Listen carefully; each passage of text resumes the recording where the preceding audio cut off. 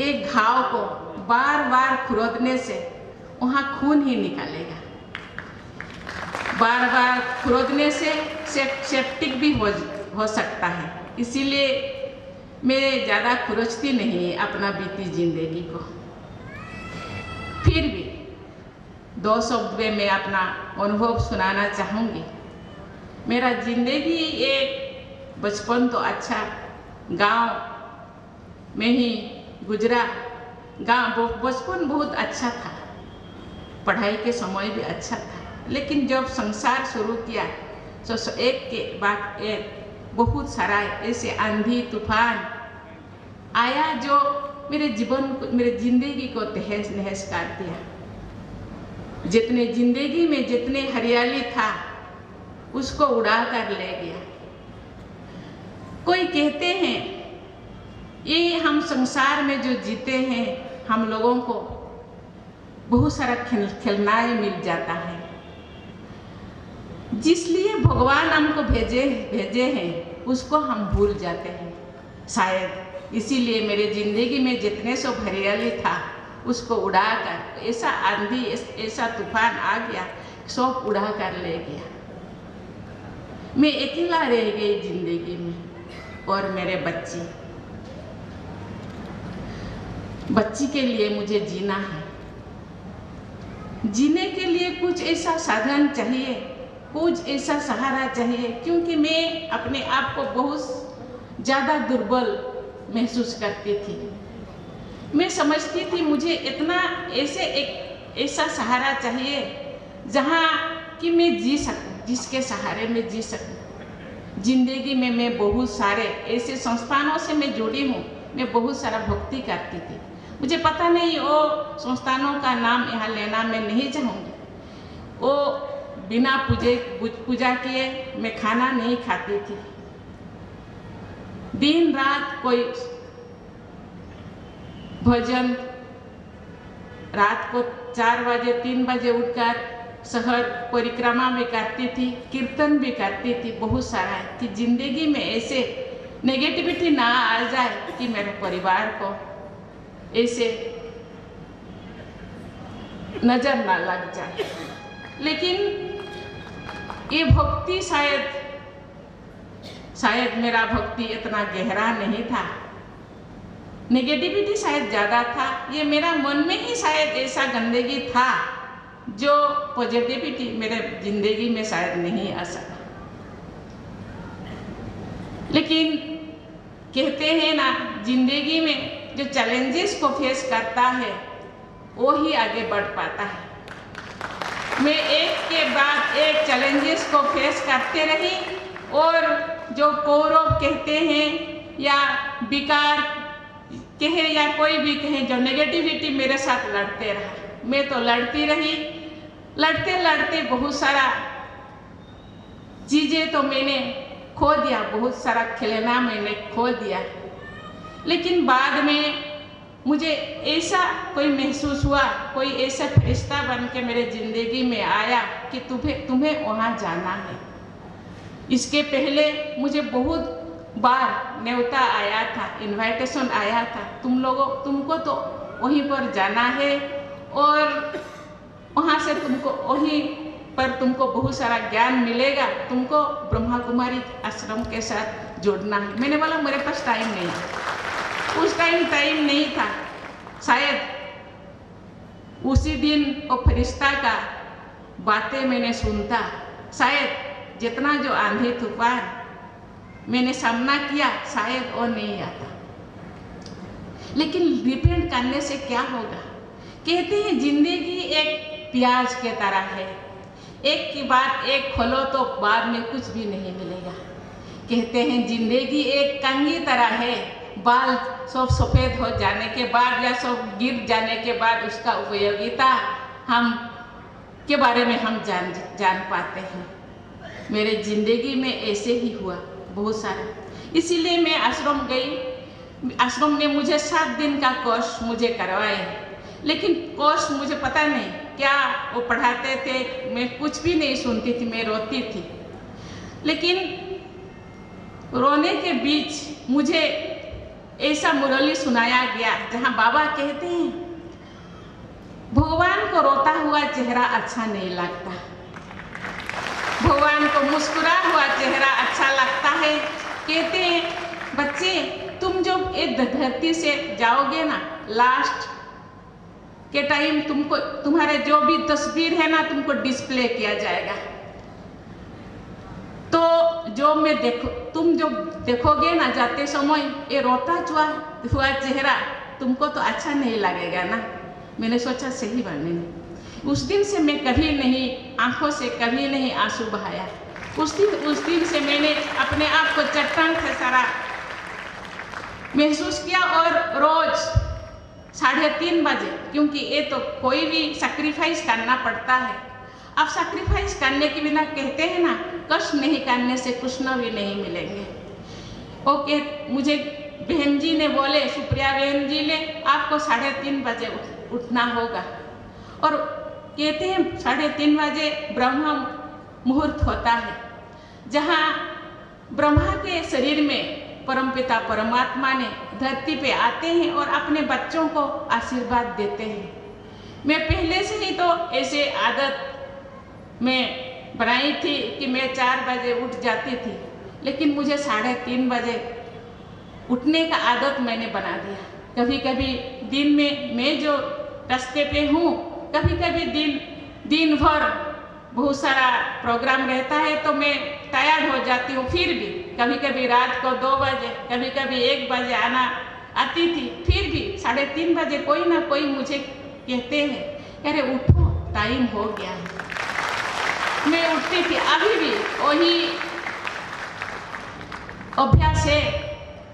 जितने भी मैं टायर्ड दिन में होती हूँ, फिर भी मुझे लगता है कोई ना कोई मुझे ऐसे आते हैं कि उठो हो गया है टाइम। मैं उठ जाती हूँ और भगवान से बातें करती हूँ।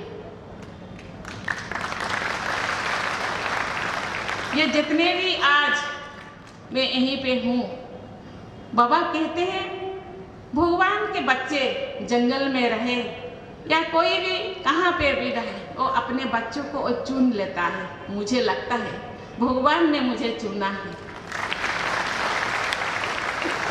भगवान के बच्चे कहाँ पर भी रहे, अपने बच्चों को मैं एक संस्था में रहती थी, वहाँ पढ़ाती थी। उन्होंने वहाँ एक प्रिंसिपल रहते थे, उन्होंने कहा भगवान के बच्चों को ना थप्पड़ मार के अपने तरफ वो खिंचा लेते हैं। बार बार कोई ना कोई इंडिकेशन देते हैं, बच्चे नहीं सुनते हैं तो वो अपने बाल पकड़ के खींच के वो अपने ओर ले जाते हैं। मुझे लगता है बहुत सारा थप्पड़ खाने के बाद मैं सीधे रास्ते पे आई। इसीलिए मैं कहना चाहूँगी, हम जब ठंडा के दिन गर्म कपड़ा पहनते हैं, बारिश से अपने आप को सुरक्षित करने के लिए घर बनाते हैं, धूप के दिन समर के सीजन में हम छाता लेते हैं, पाँव पे चप्पल लेते हैं। इसी तरह जिंदगी में इतने सारा परेशानी, इतने सारा जो तूफानें आती है, उससे अपने आप को सुरक्षित करने के लिए भगवान का शरण लेना उचित है, क्योंकि वो दिशा दिखाते हैं, रास्ता दिखाते हैं, सही गलत का फर्क वो कहते हैं। बाबा कहते हैं तुम्हारे अंदर बहुत सारा है, बहुत सारा क्वालिटी है, बहुत सारा शक्तियाँ हैं, उसी शक्ति को लाना होगा। ये अपने आप नहीं होगा, इसके लिए आपको कोशिश करना पड़ेगा। परखने की शक्ति, निर्णय करने की शक्ति, समाने की शक्ति, सहन करने की शक्ति, ऐसे बहुत सारा शक्तियाँ हैं। उसी शक्ति को उज्जीवित करना होगा। इसके लिए आप भगवान से अपने आप को जोड़ना होगा। जोड़ने से जो भी शक्तियाँ अंदर है, बाबा कहते हैं अंतर्मुखी बनो। तुम्हारे अंदर इतने सारे शक्तियाँ हैं, शायद वो शक्तियों में से हम जिंदगी में डे टू डे लाइफ में हम 2-4% ही यूज करते हैं, यूटिलाइज करते हैं।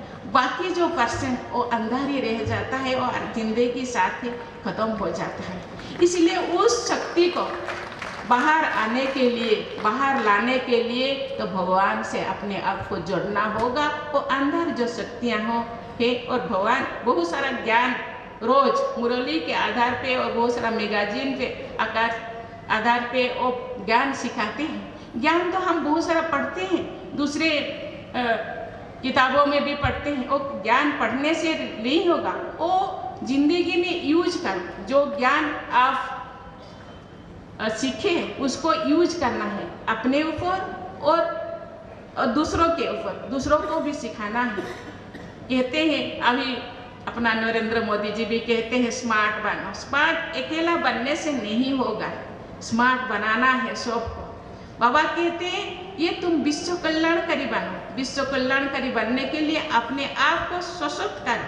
कोई सरप्लस होगा तो आपके पास सरप्लस होगा तो आप दूसरों को दे सकोगे। इसीलिए अपने आप को मजबूत करने के बाद खुद से ज़्यादा बनाओ तो दूसरों को भी आप दे सकोगे। इसीलिए हर किसी के कहते हैं हम लोगों के पास तो टाइम नहीं है, मुझे तो मैं फलाना ऑफिस में काम करता हूँ, मुझे तो फलाना, मुझे कहाँ टाइम मिलता। मुझे लगता है बाबा कहते हैं इसके लिए स्पेशल टाइम शुरू में थोड़ा बहुत टाइम देना पड़ता है, बाद में आप ऐसे आदत आपका हो जाएगा, चलते फिरते काम करते भगवान के साथ जोड़ना होगा तो टाइम सेपरेट नहीं होगा आपके लिए। इसीलिए जितने भी काम हो, जितने भी काम आप करते हैं, जो भी काम करते हैं, तो जो काम आप 5 घंटे में करते हैं वो आप बाबा के साथ, भगवान के साथ जुड़ेंगे तो वो शायद 2-3 घंटा में वो काम समाप्त हो जाएगा। आपको टायर्ड भी नहीं लगेगा। मुझे कहते आपका तो इतना एज हो गया, आप बहुत सारा घूमते हैं। मैं कहती हूँ मुझे तो घूमने के लिए मुझे इतना शक्ति मिला है, इतना एनर्जी मुझे मिल रहा है। मुझे बेटी कहती है माँ तुम ऐसे रात को 3:30 बजे उठ जाती हो, दिन भर काम करती हो, रात को 10-11 बजे सोती हो। तो बाबा कहते हैं दिन रात, क्योंकि ये जिंदगी और जिंदगी का जो टर्म बहुत कम, अभी तो कलयुग है, लोग मुश्किल से 70, 60, 70, 50 में ही चले जाते हैं। ये जो छोटी सी जो जिंदगी, बाबा कहते हैं ये गल्फ का लास्ट जन्म है तुम्हारा। ये लास्ट जन्म में जितने भी कमी कमजोरियां हैं, जितने भी तुम किए हो, उसको तुम साफ करना है। तुमको साफ करना होगा और बेदाग घेरा बनना होगा। नहीं तो जो ये कहते हैं कि ये अविनाशी ज्ञान रत्न है, ये विनाश नहीं होता, वो कैरी फॉरवर्ड होगा। अभी जो आप काम करते हैं वो नेक्स्ट कहते हैं कि आत्मा अमर है, परमात्मा जैसे अमर है। परमात्मा कभी तो शरीर नहीं लेते, लेकिन आत्मा शरीर लेते हैं। और जितने भी आप काम करते हैं वो काम कैरी फॉरवर्ड होगा। आप अच्छा काम करेंगे तो वो जो नेक्स्ट जो आपको जिंदगी मिलेगा, शरीर मिलेगा, वही शरीर पे भी आप उसको यूटिलाइज कर सकते हैं, एंजॉय कर सकते हैं। उसी हिसाब से हमको देखना होगा मैं क्या कर रही हूँ, ठीक तो कर रही हूँ ना। इसीलिए हर काम करने से पहले सोचना होगा कि जो काम मैं कर रही हूँ वो ठीक तो है। इसीलिए ठीक काम करना और इन फ्यूचर के लिए, जैसे अपने लौकिक फ्यूचर को सुरक्षित करने के लिए अपने बहुत सारे डिपॉजिट हम करते हैं, रुपया पैसा क्या क्या सब फ्यूचर के लिए हम रखते हैं। ऐसे ही ये जो आत्मा ये तो अमर है, बार बार शरीर लेकर ये धरती पे आते हैं। तो इसीलिए अभी हम अपना काम को ठीक करना है और अपना फ्यूचर को सुरक्षित करना है।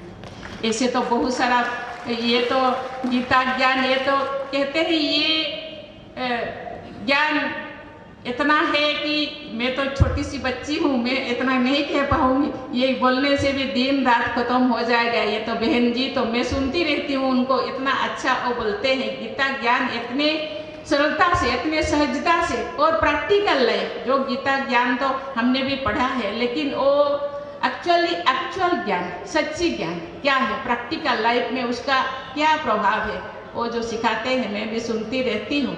वो उनके आगे मैं थोड़ा बोलने के लिए धृष्टता तो किया, फिर भी मैं आप लोग मुझे बुलाए हैं और भी प्रोग्राम है, मुझे जाना है। आप लोगों के साथ कुछ समय बिताने का टाइम मुझे मिला। मुझे तो इसीलिए मैं आती हूँ, मैं थोड़ा लालची भी हूँ। इस तरह वाइब्रेशन कहते हैं कि ये जो सभा, ये जो इंद्रों का सभा, देवी देवताओं का सभा, ये वाइब्रेशन, हम मंदिर जाते हैं, मस्जिद जाते हैं, गुरुद्वारे जाते हैं माथा पर टेकने के लिए, क्योंकि वो स्थान पवित्र होता है। वहाँ के वाइब्रेशन शरीर में शायद पढ़ने से कुछ भलाई हो जाए, इसीलिए मैं भी ये इसी वही सोच के मैं आती हूँ, थोड़ा इनका वाइब्रेशन मेरे ऊपर पड़ जाए कि मेरा भी भलाई हो जाए। बहुत बहुत धन्यवाद, थैंक यू। जय हिंद, जय जय।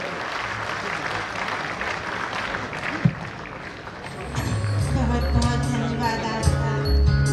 और अभी हम लोग 2 मिनट साइलेंस में रहेंगे शिव बाबा की याद में।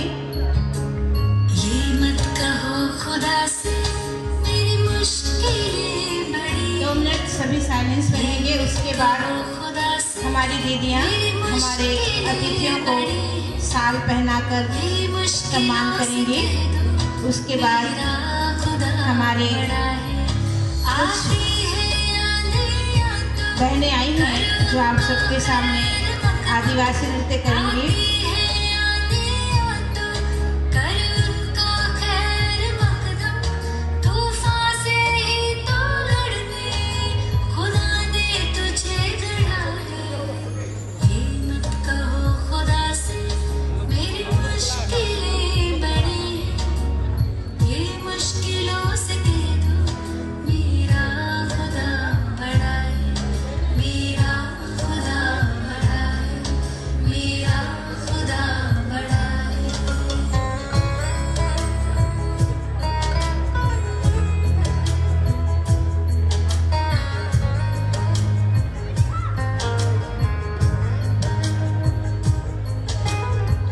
अभी मैं अपनी आदरणीय दीदियों से अनुरोध करूंगी कि मंच पर आसीन हमारे अतिथियों को आप साल पहनाकर उनका सम्मान करेंगी।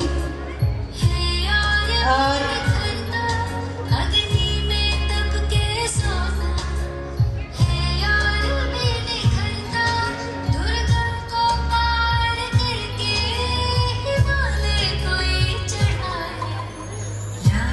इस सभा के अंत में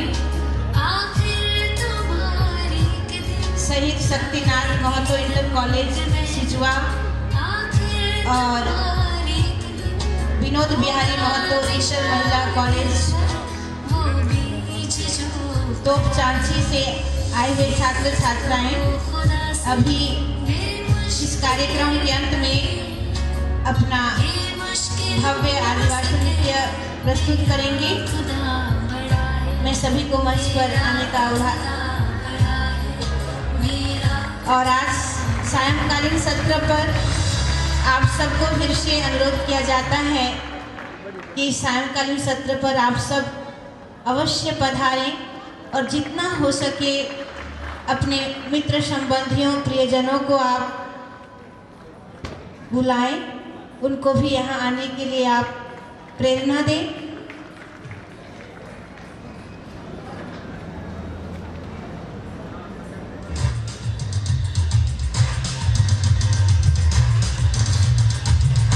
आज सायंकालीन सत्र शाम 5 बजे से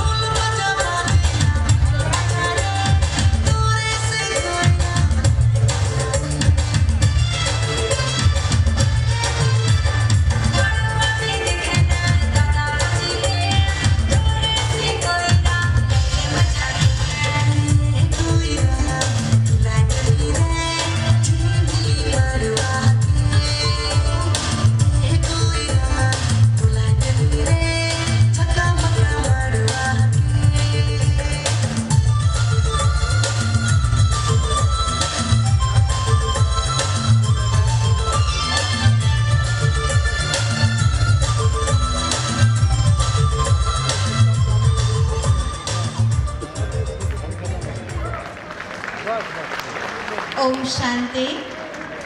और आज का सत्र यही समापन हो रहा है। सभी को बहुत बहुत धन्यवाद। हमारे माननीय राज्यपाल जी, हमारी अति मीठी आदरणीय सभी दीदियाँ, हमारी मीठी बहन पूजा चटर्जी, सभी को पुनः धन्यवाद। और आप सभी भाई बहनों से अनुरोध है कि सायंकालीन सत्र 5 बजे से आरंभ होगा। आप जितनी संख्या में हमारे भाई बहनों को यहाँ ला सकें।